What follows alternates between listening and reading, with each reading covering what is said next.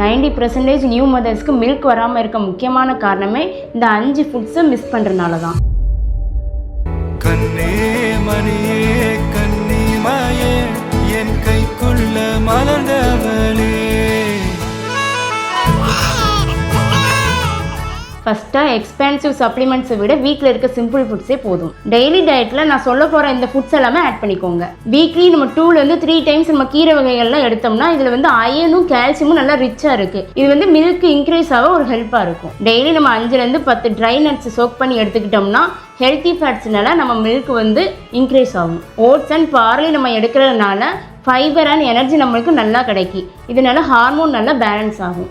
Daily ஜீரகம் அப்படி இல்லைன்னா காயை பாயில்டு வாட்டரில் போட்டு குடிச்சிங்கன்னா நல்ல ஒரு டைஜஸ்ட் ஆகும். இதுவுமே இன்டைரக்டாக நமக்கு மில்க்குக்கு சப்போர்ட் பண்ணும். Daily night milk plus garlic எடுத்துக்கிட்டிங்கன்னா மில்க்குக்கு நல்லாவே சப்போர்ட் பண்ணும்.